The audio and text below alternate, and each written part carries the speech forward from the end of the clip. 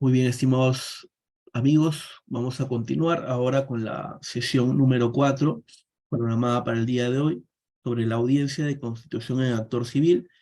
Como ya veníamos señalando en la presentación inicial, vamos a contar con la participación del colega Marcial Alcarraz, quien es bachiller por la Universidad Tecnológica del Perú, así como también es miembro principal del Círculo de Estudios de Litigación Penal Lexes Vita. Bien, en ese sentido, vamos a cederle el uso de la palabra a nuestro compañero Marcial, a efectos de que pueda disertar el referido tema. Ya lo tenemos presente, así que te cedemos el uso de la palabra, estimado Marcial. Bien, ante todo, buenas noches con todos. Gracias por la presentación. Como lo has indicado, lo que corresponde es versar sobre la constitución de actor civil.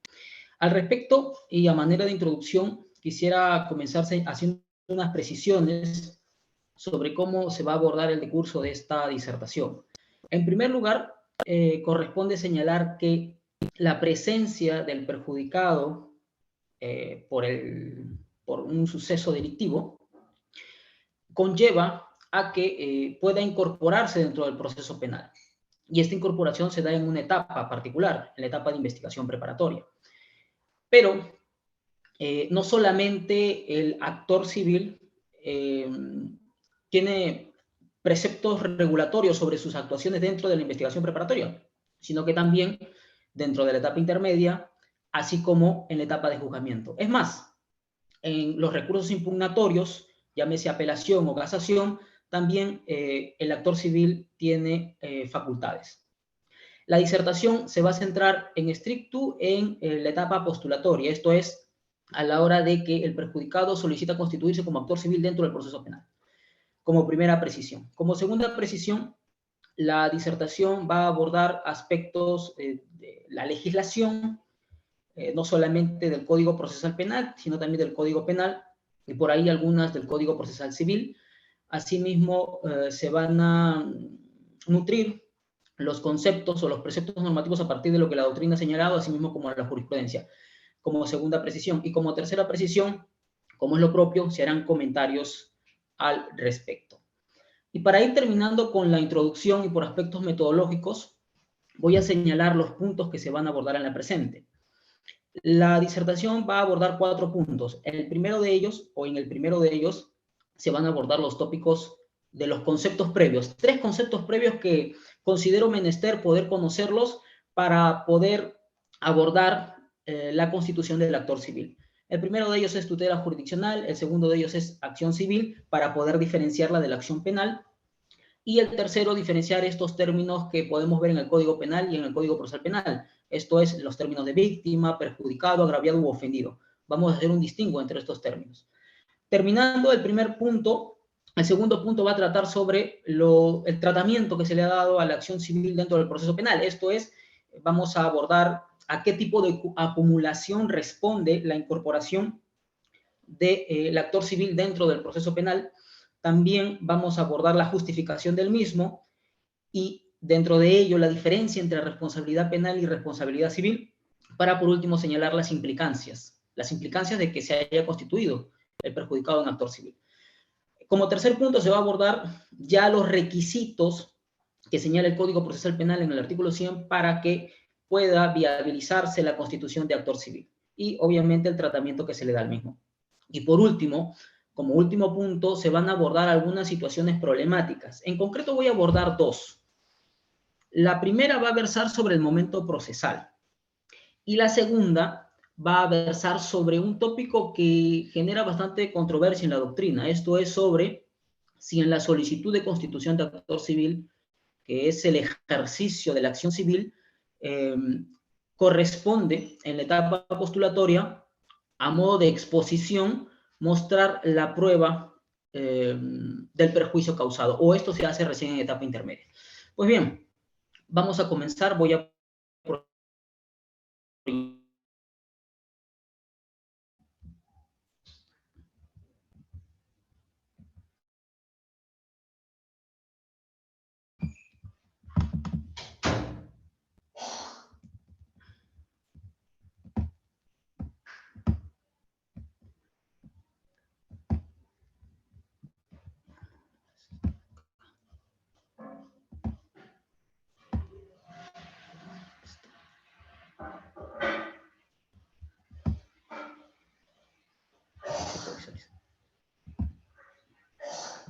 Bien, ¿se puede visualizar las diapositivas? No sé si me pueden comentar porque no puedo ver No, solamente mi pantalla puedo ver las diapositivas. no se está compartiendo nada, Marcial.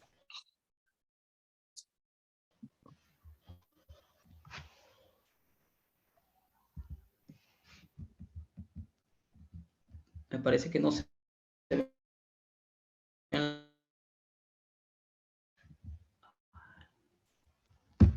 No se está compartiendo, Marcial, y se está trabando un poco tu voz.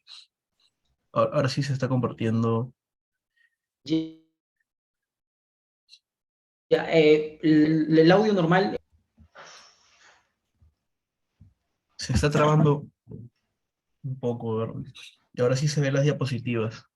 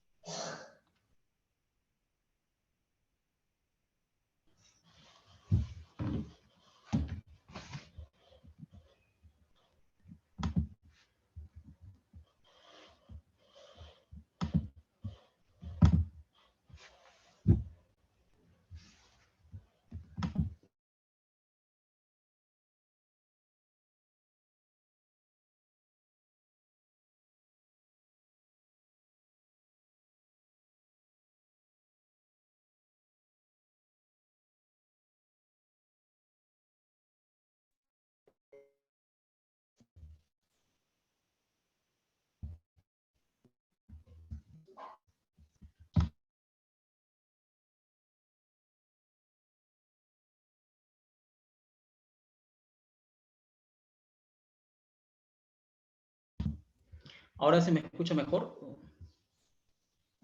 Sí, se te está escuchando. Ya, voy a compartir pantalla.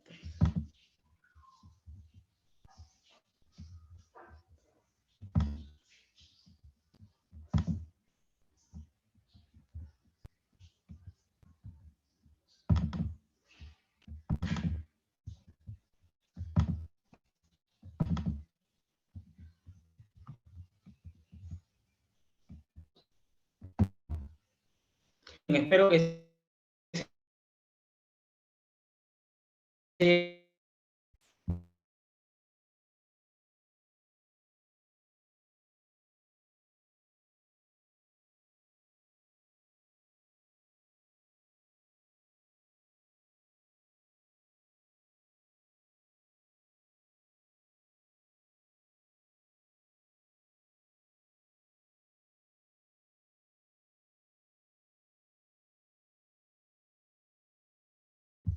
Bien, en primer lugar, vamos a abordar el tópico de conceptos previos.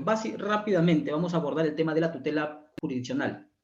¿Por qué es importante este tema? Bueno, comenzamos señalando el derecho a que se ejecute lo decidido en un proceso. Pues bien, entonces, cuando se ejerce la acción civil, se está solicitando tutela jurisdiccional. Y la tutela jurisdiccional, el Tribunal Constitucional sobre un derecho, sino también el perjudicado o el que tiene un interés tutelable tiene la facultad de poder recurrir al órgano jurisdiccional a recibir tutela, pero una vez solicitada, el órgano jurisdiccional está en el deber de otorgarla, siempre y cuando existan los requisitos para. Abordado el tema de la acción, vamos a dar un concepto.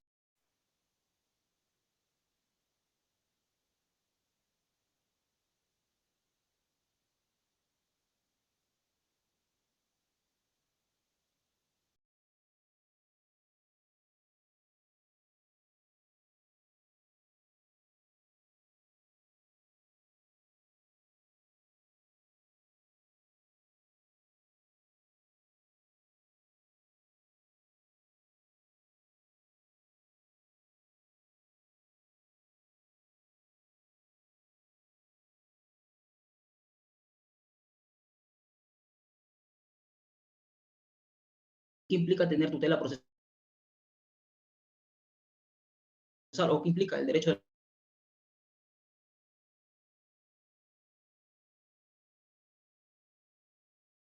de la tutela procesal?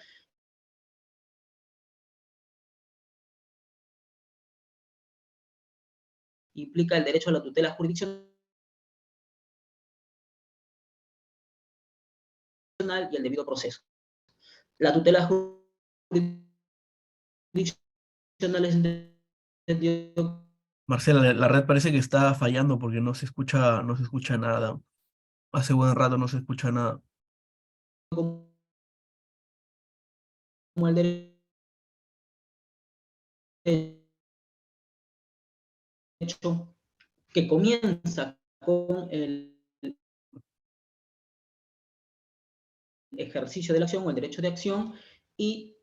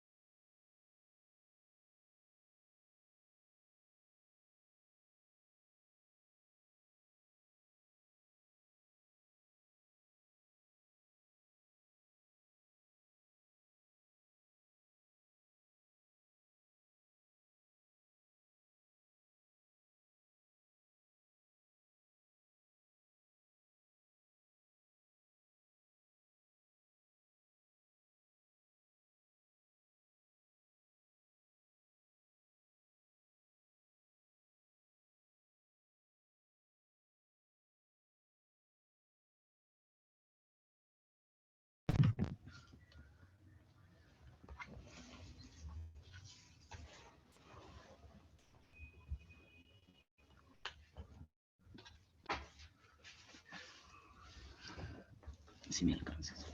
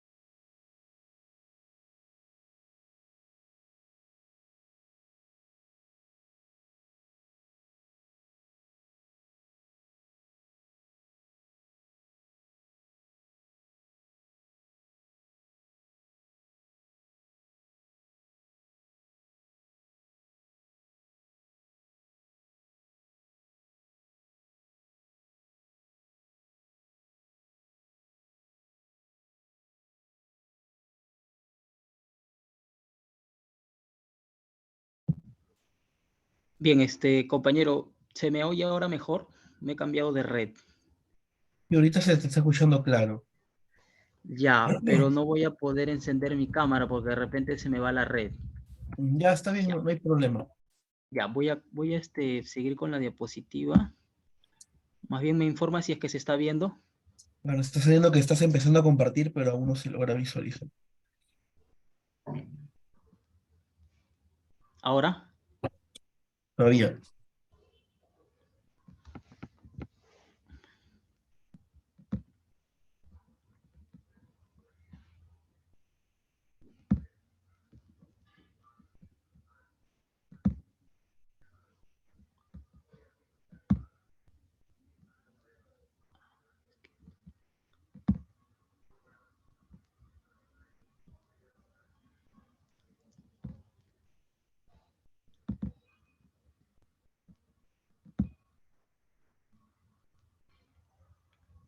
Bien, ahora sí se puede visualizar.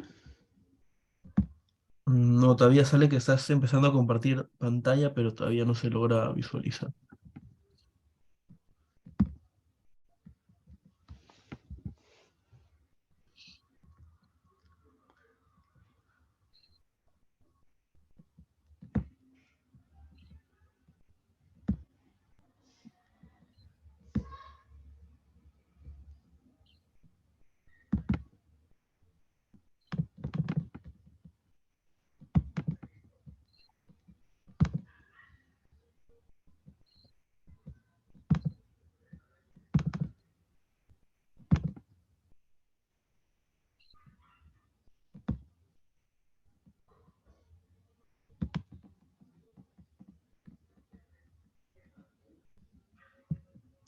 A mí me parece que sí, me dice todavía dejar de compartir. No, en realidad sale igual, ¿no? No sé si de los compañeros podrían confirmar si es que se está compartiendo o no. A mí me sale que todavía no se está compartiendo.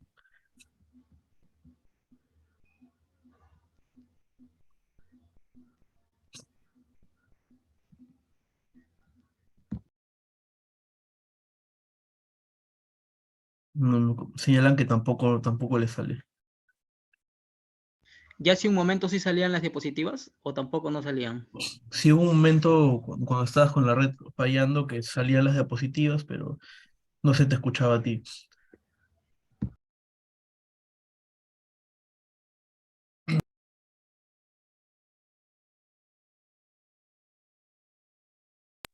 Claro, en todo caso, si es que tienes problemas con las diapositivas, podrías pasárnosla para poder apoyarte compartiendo.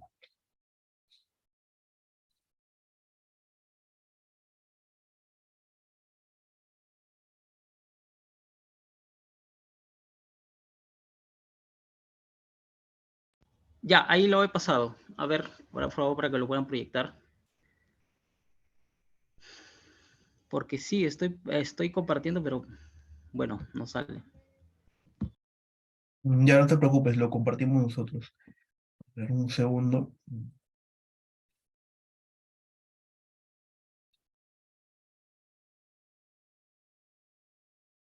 Ya se está compartiendo las diapositivas. Bien, entonces continuando, siguiente diapositiva, por favor.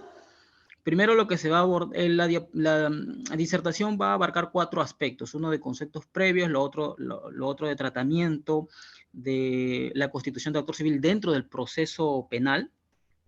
La siguiente va a versar sobre ya los requisitos que se requieren para poder constituirse como actor civil y la cuarta parte va a abordar algunos aspectos problemáticos. Bien, comenzando con los conceptos previos, he tenido consideración o a bien poder abordar los tópicos de tutela jurisdiccional, acción y las diferencias terminológicas entre víctima, perjudicado, ofendido, agraviado, ¿no?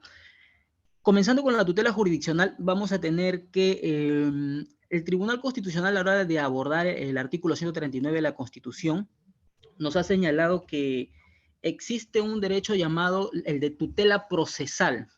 La tutela procesal abarca los derechos que están regulados en el 139. Esto es el debido proceso y la tutela jurisdiccional. La tutela jurisdiccional es un derecho que está compuesto por el derecho de acción o comienza con el derecho de acción y termina con la ejecución o la efectivización de lo decidido en un proceso. Pues bien, entonces, cuando hablamos de tutela, hablamos necesariamente de acción. La tutela es entendida como un derecho y también como un deber. Un derecho de quien ha sido lesionado en un interés privado y solicita un pronunciamiento por parte del órgano jurisdiccional. Pero también es entendido como, no solamente como un derecho, sino también es entendido como un deber, porque una vez que se solicita, la administración está obligada o tiene un deber de impartirla. Claro, previos requisitos que luego se van a ver más adelante. Ahora, con relación a la acción, como hemos dicho, la acción es lo que promueve la tutela. Lo que se promueve en la solicitud de constitución de actor civil es la acción civil. Considero importante poder hacer una distinción entre lo que es la acción civil y la acción penal. Hay algunas diferencias marcadas y estas diferencias marcadas que voy a señalar luego nos van a permitir poder interpretar los requisitos que están contenidos en el artículo 100 del Código Procesal Penal sobre la constitución de actor civil. ¿Cuáles son estas diferencias? La primera es una temporal, ¿no? La acción civil, la acción penal se ejerce con la investigación, con la formalización de investigación preparatoria. La acción civil se ejerce una vez ya tenida la formalización de investigación preparatoria. Luego tenemos una distinción entre los objetos que persiguen. La acción penal persigue un objeto penal y la acción civil persigue un objeto civil. Ahora, con relación a la diferenciación en cuanto a cómo se aborda la legitimidad, y este es el punto que considero bastante importante. La legitimidad para ejercer la acción civil es igual a la legitimidad para ejercer la acción penal. Pues no. Vamos a ver que la acción civil, para evaluar la legitimidad de quien ejerce la acción civil, se hace un análisis compuesto por dos aspectos. El primero es condición de parte material y el segundo condición de parte procesal. La parte material, esto es el sujeto que ha recibido un perjuicio por un sujeto, vamos a poner un ejemplo, ¿no? Sujeto A ha recibido un perjuicio por un sujeto B. Entonces, ellos forman la relación de jurídica material o son parte material. Y estas mismas partes deben ser iguales e idénticas a las partes que comparecen ante el proceso, ¿no? Debe haber una identidad entre parte material y parte procesal. Así se evalúa la legitimidad de la acción civil, en el proceso civil, obviamente hablando. Ahora, cuando hablamos de la acción penal, acá hay una diferencia sustancial, porque la legitimidad para ejercer la acción penal no se evalúa en base a estos dos aspectos, de parte procesal y parte material, porque en el ejercicio de la acción penal no existe parte material. El fiscal no está vinculado con el imputado por un derecho o un interés privado lesionado. Por lo tanto, en el proceso penal, para evaluar el ejercicio o la legitimidad de la acción penal, solamente se evalúa la condición de parte procesal.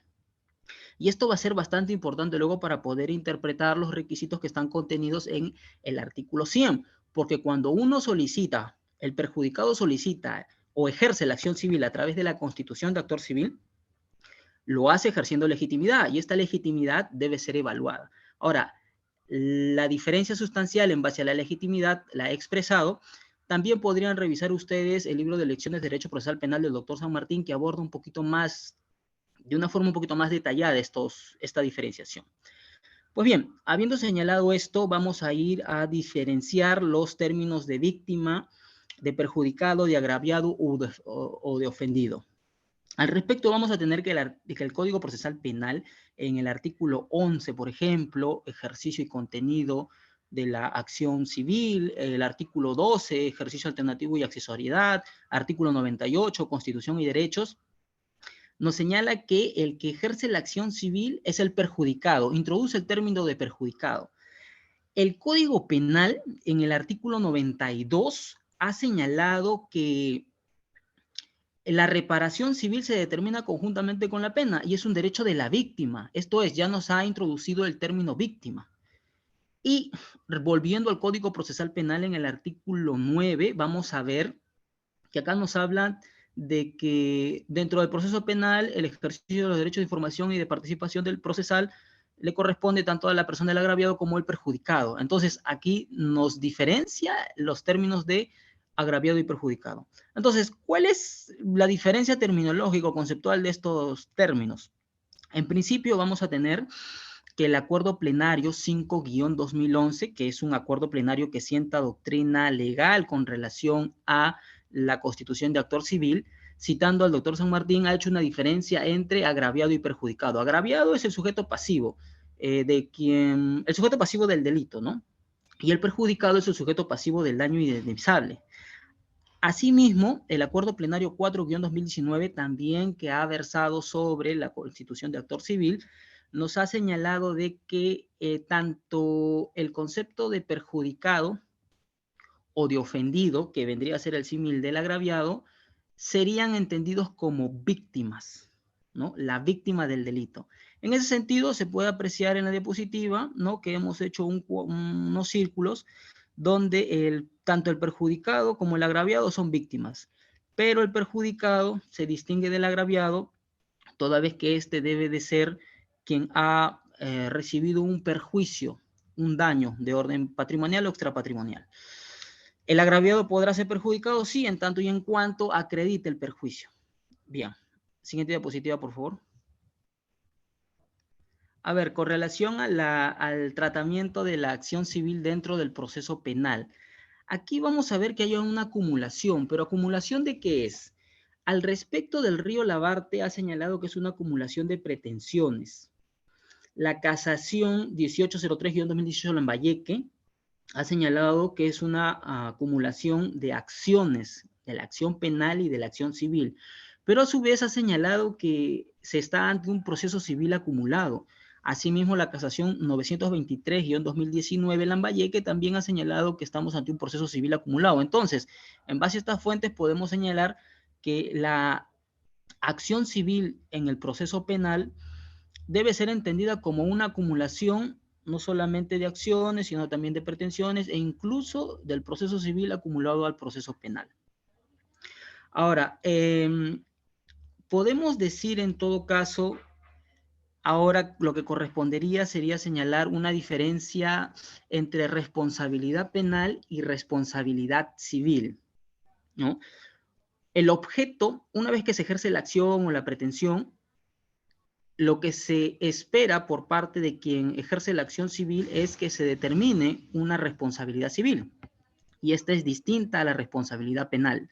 ¿En qué se distinguen? Pues bien, vamos a tener que la responsabilidad está configurada a partir de una conducta típica, antijurídica y culpable. En cambio, la responsabilidad civil está configurada a través de una conducta antijurídica, un daño generado, un nexo causal y un factor de atribución.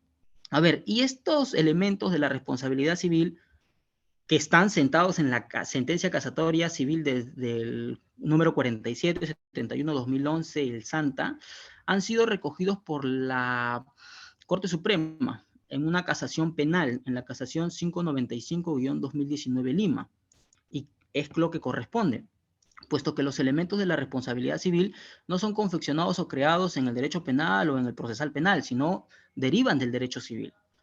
Pues bien, una diferencia sustancial, porque hay varias diferencias, pero una diferencia formal, mejor dicho, una diferencia marcada, es en cuanto al factor de atribución.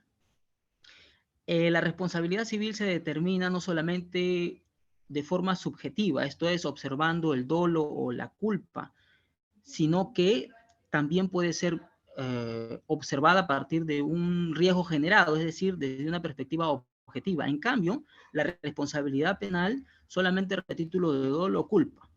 Ahí podemos ver una diferenciación bastante clara.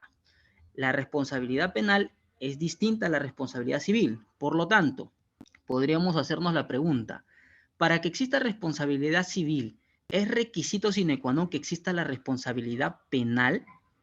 Pues no, porque ambas se determinan de forma distinta. Ojo, ¿pueden compartir un sustrato fáctico común? Sí, porque hay un delito que se sustenta a partir de un hecho, ¿no? Y ese hecho también puede generar a su vez, o puede ser el que genere puede ser pasible de entenderlo como una conducta antijurídica. Y por ahí, en todo caso, en la determinación de la responsabilidad penal y la responsabilidad civil, hay un sustrato fáctico común. Pero a la hora de evaluar los elementos que la configuran, hay un abordaje distinto. Bien, ahora, la casación 923-2019 Lambayeque ha señalado que los criterios de imputación del derecho penal resultan ser impertinentes para la determinación de la responsabilidad civil, en consonancia con lo que he señalado anteriormente. Ahora, con relación a las implicancias, ¿qué implica que se ejerza la acción civil dentro del proceso penal? Acá vamos a tener que una vez que se ha solicitado la constitución de actor civil y en efecto se ha admitido la misma, va a cesar la legitimidad del Ministerio Público, como una de las implicancias. ¿Dónde está esto señalado? En el Acuerdo Plenario 5-2011, y aquí se señala de manera expresa que la legitimidad del Ministerio Público cesa. Sin embargo, vamos a observar que en la práctica jurisdiccional existen algunos casos en donde ante la figura del abandono, los jueces vuelven a otorgar la legitimidad al Ministerio Público. Sin embargo, el Acuerdo Plenario 5-2012 se señala que una vez que se ha constituido el actor civil, esta cesa, su legitimidad cesa, definitivamente. Ahora, otra de las implicancias, y en consonancia con lo que se ha señalado anteriormente sobre la diferencia entre la responsabilidad penal y la responsabilidad civil, es una que está observada en la casación 1803-2018 Lambayeque. Esto es, si es que ocurre un sobreseimiento o ocurre una absolución, lo que corresponde, en todo caso, no es dejar de lado la responsabilidad civil, ya que ésta se determina de manera distinta. A su vez también en cuanto a la prescripción, porque la prescripción de la acción penal no conlleva la prescripción de la acción civil. Ahora, en cuanto a la constitución de actor civil, siguiente diapositiva, por favor.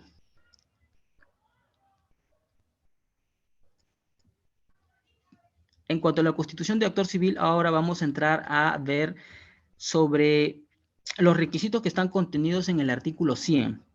¿Quién puede constituirse en actor civil? Bien, por lo señalado precedentemente, quien puede constituirse es el que tiene la legitimidad para ejercer la acción civil. Esto es el perjudicado. También se dice que es un acto postulatorio y este término es bastante utilizado por la jurisprudencia a la hora de interpretar los requisitos que están contenidos en el artículo 100. El término acto postulatorio no es un término, que surge en el proceso civil, ¿no? En el proceso civil se entiende que hay tres etapas: la etapa postulatoria, la etapa probatoria y la etapa decisoria. La etapa postulatoria inicia con el ejercicio de acción, pasando por la calificación de este ejercicio, esto es de la demanda, también por el tema del saneamiento procesal. En el caso del proceso penal, la constitución de actor civil se va a entender como acto postulatorio el escrito de solicitud de constitución de actor civil y a su vez la evaluación de los requisitos que regula el artículo 100. Ahora, la oportunidad en consonancia con lo que señala el artículo 104 del Código Procesal Penal, la oportunidad para solicitar la constitución de actor civil, perdón, el 101 del Código Procesal Penal, es antes de la culminación de la investigación preparatoria. Ahora, entrando a los requisitos, si nosotros observamos el artículo 100, en el numeral 2, nos señala que la solicitud debe contener bajo sanción de inadmisibilidad y nos regula 4 literales. En el primero, en el literal A, nos pide las generales de ley de la persona física o de su representante legal si es una persona jurídica. Esto es para poder identificar quién tiene la legitimidad activa. Esto es el que ha recibido un perjuicio. El literal B nos pide que indiquemos el nombre del imputado y de ser el caso, y en su caso del tercero civil. Esto es, nos está pidiendo la identificación de quien tiene la legitimidad pasiva. Esto es quien generó el perjuicio. Luego el literal C, que es uno de los literales conjuntamente con el D que genera cierto tipo de controversias, señala el literal C lo siguiente: la solicitud de constitución de actor civil debe contener un relato circunstanciado del delito. Esto es, por lo general, se copia lo que en la formalización de investigación preparatoria se ha señalado, ¿no? Las circunstancias precedentes, concomitantes y posteriores, no se trasplanta el escrito de solicitud de constitución de actor civil. Por lo general es algo que se estila. Luego, con relación a la exposición de las razones que justifican su pretensión, Aquí me voy a detener un poco porque cuando el literal se exige la exposición de razones que justifican la pretensión, nos habla de un tema argumentativo, ¿no? Y es menester poder observar qué es lo que es la pretensión, ver a qué tipo de razones qué tipo de razones nos pide este literal. Pues bien, como pueden apreciar, la pretensión está compuesta por la causa de pedir y el petitorio. ¿Cuál sería la causa de pedir en cuanto a una pretensión civil, en una pretensión indemnizatoria? Bueno, la causa de pedir estaría justificada a partir de los elementos de la responsabilidad civil. Y los elementos de la responsabilidad civil, como se ha señalado precedentemente, sería la conducta antijurídica, el daño, el nexo causal y el factor de atribución, ¿no? Que eso es lo que podemos entender como causa de pedir. Y el petitorio sería un quantum indemnizatorio. Con eso estamos completando la pretensión y cumpliríamos, en los términos expresos del literal C, la exposición de las razones que justifican la pretensión. Sin embargo, hay que precisar que el acuerdo plenario 5-2011, que es señalado que ha sentado doctrina legal con relación a la solicitud de constitución de actor civil, en el fundamento jurídico 15, cuando trata de darle un contenido a esta exigencia, ¿no?, que nos pide literal C, esto es la exposición de las razones que justifican la pretensión, nos ha dicho que esto implica ¿qué cosa? Que se precise específicamente un quantum indemnizatorio correcto, ahí sí lo hemos puesto, un quantum indemnizatorio, y ello conlleva además a que se individualice el tipo y alcance de los daños causados, cuyo resarcimiento se pretende. Entonces, aquí al menos el acuerdo plenario únicamente hace referencia en causa de pedir a los daños. Los daños pueden ser de orden patrimonial o extrapatrimonial. Dentro del patrimonial tenemos daño emergente, lucro cesante, y dentro del extrapatrimonial es daño a la persona o daño moral. Pues bien, si bien es cierto, el artículo 15 del acuerdo, perdón, el numeral 15 del acuerdo plenario 5-2011 no nos dice más cosas, pero entendemos, bueno, al menos el expositor entiende de que deberían estar presentes los demás elementos de la responsabilidad civil en el escrito de solicitud de constitución, por requisito expreso del literal D, ¿no? Esto es el factor de atribución, el nexo causal, el daño causado y, bueno, y los daños. Bien, con relación al literal D, el literal D también es un literal que ha generado bastante controversia. Si nosotros leemos el literal D del artículo 2 o del numeral 2 del artículo 100, nos exige que en la solicitud de constitución de actor civil se presente la prueba documental que acredita su derecho, conforme al artículo 98. ¿Y a qué tipo de prueba se está refiriendo este numeral?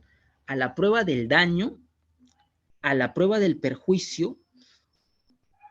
Bien, al respecto, si nosotros vemos lo que dice el artículo 98 sobre Constitución y Derechos del Código Procesal Penal, ¿no?, que es al que nos remite este literal, nos dice que la acción reparatoria en el proceso penal solo podrá ser ejecutada por quien según la ley civil esté legitimado para reclamar la reparación. ¿Y quién está legitimado para reclamar la reparación? Aquí en la legitimación, y por eso se había señalado anteriormente la diferencia entre la legitimación de la acción penal en contraposición de la legitimación de la acción civil. ¿Quién es el que está legitimado para reclamar la reparación? No solamente aquel que sustenta su legitimación, su condición de parte procesal, sino también su condición de parte material. Entendemos entonces por derivación o por derivación del literal que nos lleva al artículo 98, que la prueba también se tendría que referir a la condición de parte material y no solamente a la condición de parte procesal. Y la parte material obviamente implica hablar de un daño causado. Bien, al respecto vamos a ver que la jurisprudencia a todo nivel ha entendido que este requisito solamente se circunscribe a la prueba de la condición de parte procesal. La legitimación la entienden como condición de parte procesal. Eso lo vamos a extender un poquito más a la hora de que abordemos las situaciones problemáticas. Bien, y ya, siguiente diapositiva, por favor. Ya es la última ya para ir concluyendo. Con respecto a las situaciones problemáticas, aquí vamos a tener algunos aspectos problemáticos, ¿no? Hay varios aspectos problemáticos que solamente se circunscriben a la constitución de actor civil. Sí, hay varios aspectos que solamente se circunscriben a la constitución de actor civil, pero yo voy a abordar dos. El primero de ellos es en cuanto al momento procesal. A ver, el artículo 101 del Código Procesal Penal nos señala que la constitución de actor civil, la solicitud debe hacerse antes de la culminación de la etapa de investigación preparatoria, correcto. Pero, ¿qué pasa si es que ya se emitió una disposición de conclusión de la investigación preparatoria, pero esta no ha sido notificado al agraviado?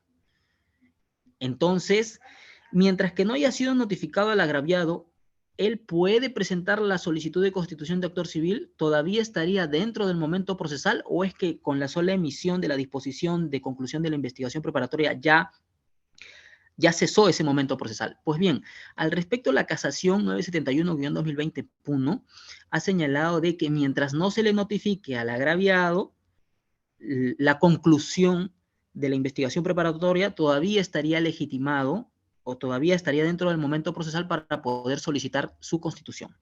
Ahora, una vez que se ha concluido y se ha notificado a todas las partes del proceso la conclusión de la investigación preparatoria, ¿es posible que en etapa intermedia se pueda solicitar la constitución? Pues bien, vamos a ver que en la etapa intermedia hay un aspecto bastante excepcional, denominado la investigación suplementaria. En la investigación suplementaria, el juez de investigación preparatoria dispone que se realicen actos de investigación necesarios, pertinentes, que no han sido desarrollados en la investigación preparatoria. Y es sumamente excepcional, obviamente. La pregunta es, una vez establecida esta investigación suplementaria y por lo tanto se va a conllevar a realizar actos de investigación, es posible que el perjudicado pueda solicitar constituirse en actor civil. Pues bien, al respecto, la casación 205-2019 del SANTA ha señalado de que sí es posible, ¿correcto? Sí es posible poder solicitarla una vez que se abre una investigación suplementaria dentro de la etapa intermedia. Pues bien, el otro aspecto problemático es la prueba del perjuicio sufrido. ¿En qué momento procesal o en qué momento se debe de entender la exigencia de consignar, de ofrecer la prueba del perjuicio sufrido? Esto es, al momento de formular la solicitud de constitución de actor civil o recién en etapa intermedia. Y cuando hablamos del perjuicio sufrido, obviamente hablamos de los elementos de la responsabilidad civil. Esto es, hablamos del daño patrimonial, daño extrapatrimonial, ¿no? Entonces, la prueba de la generación de ese daño se ofrece en la solicitud de constitución de actor civil. ¿Es un requisito o recién se exige como tal dentro de la etapa de investigación, dentro de la etapa intermedia? Pues bien, al respecto vamos a tener un pronunciamiento por parte de la Sala Penal Nacional de Apelaciones especializada en los delitos de corrupción de funcionarios. ¿Y por qué recojo esta jurisprudencia, este pronunciamiento de la sala? Porque al observar sus argumentos he podido observar que con respecto a este punto recoge o es similar a los argumentos que en demás instancias se aceptan, ¿no? O se ofrecen para poder decir lo siguiente, de que la prueba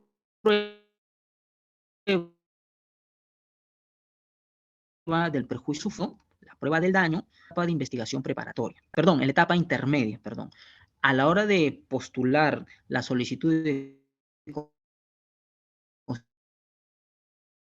argumentos que se señalan. Vamos a señalar ahora cuáles son los argumentos.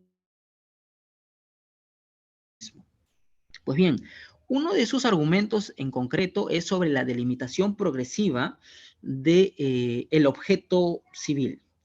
Dice la Sala Penal que la pretensión de carácter civil en la etapa de investigación preparatoria debe estimarse como postulatoria, lo que no ocurre en la etapa intermedia. Y eso básicamente porque, al igual que la imputación penal, en la imputación civil también transcurre una delimitación progresiva del objeto procesal.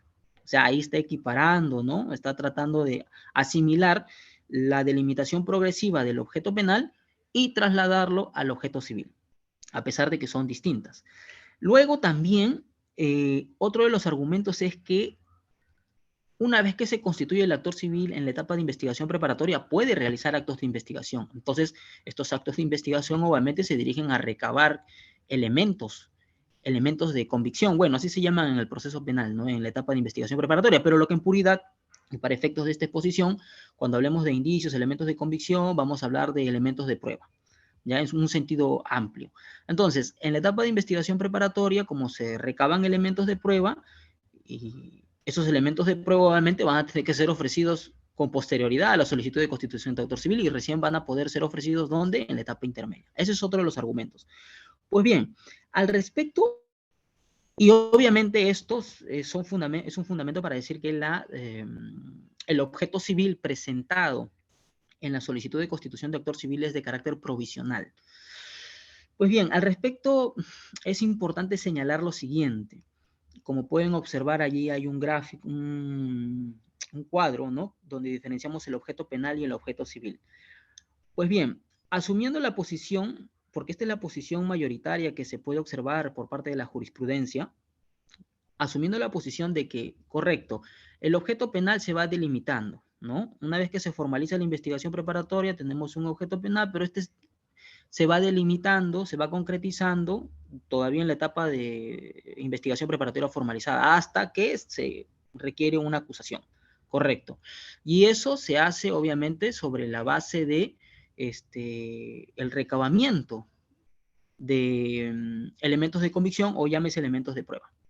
Pues bien, si a eso responde la delimitación del objeto penal y cuando el actor civil se solicita su constitución y también va a poder realizar actos de investigación, ¿no? Para delimitar, vamos a llamarlo así, el objeto civil, vamos a tener que, al igual que en el objeto penal, cuando tenemos una formalización de investigación preparatoria y se ejerce la acción penal, hay un soporte, ¿no? Hay un soporte probatorio, o sea, se exponen los elementos de convicción. No es que el objeto penal, esto es los hechos, no tienen ningún sustento, sino que están respaldados por los elementos de convicción que se consignan en la formalización de investigación preparatoria. Y va a terminar de delimitarse en una posible acusación sobre la base de elementos de convicción también. Entonces, también esto debería ser entendido a la hora de observar el objeto civil.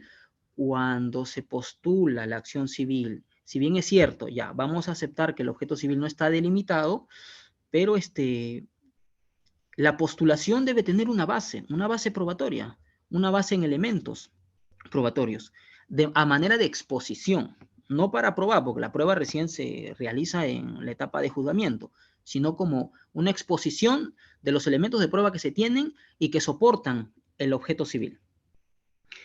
Pues bien, en ese caso, como comentario, tenemos en todo caso que el hecho de que hay una delimitación progresiva de la investigación y, por lo tanto, una delimitación progresiva del objeto civil, no implica la ausencia de un soporte probatorio. No implica la ausencia de un soporte en elementos probatorios, ¿no? A manera de exposición. Ahora, con relación al literal D, porque la sala penal citada también ha versado sobre el literal D, y como ya lo he señalado anteriormente, cuando se le ha preguntado sobre si la prueba documental que acredita el derecho que requiere el literal D del inciso 2 del artículo 100 del Código Procesal Penal, ¿a qué se refiere? Nos ha dicho que es la prueba documental que se exige, se refiere a la legitimidad del presuntamente perjudicado. ¿Y cómo entiende la legitimidad del presuntamente perjudicado? Bueno, pues a través de la acreditación de su condición de parte procesal. Por ejemplo, si estamos ante una procuraduría pública, la legitimación como parte procesal se va a hacer a partir de, obviamente, la resolución suprema, ¿no? Que designa a la persona que está fungiendo como procurador y solicitando la constitución de actor civil. Pero, como se había señalado en la introducción, en las partes primeras de la exposición, no solamente se debe analizar la condición de parte procesal, porque si solamente analizamos la condición de parte procesal, estamos equiparando la evaluación de la acción civil como la acción penal, y ambas son distintas. Para la acción penal, sí, tenemos que solamente evaluar la condición de parte procesal, pero para la acción civil no. Para la acción civil debemos considerar la condición de parte procesal, pero también la condición de parte material. Pues bien, puesto que sí, y ya para ir concluyendo con esta última situación problemática, si decimos que en la solicitud de constitución de actor civil no se requiere elementos probatorios del daño, no con efectos probatorios, sino como efectos de exposición. Si decimos que no se requiere ningún elemento probatorio del daño, entonces vamos a decir que se está postulando una acción resarcitoria sobre la base de ¿qué? Sobre la base de elementos que recién se van a obtener. Esto es, vamos a postular un daño incierto y considero de que esto no es así. Pues bien, habiendo señalado esto, doy por concluida la exposición. Si tienen alguna pregunta, en la extensión que deseen hacerla va a ser tomada a bien, y si es que no, conmigo será hasta otra oportunidad. Muy bien, Marcial, muchas gracias por la excelente disertación, ha estado bastante interesante. Antes de concluir con la misma, vamos a ver si es que alguno de los compañeros desea formular alguna interrogante. Ya saben, pueden hacerlo por el chat o pueden levantar la mano para realizar su pregunta. Así que vamos a dar unos segundos para ello.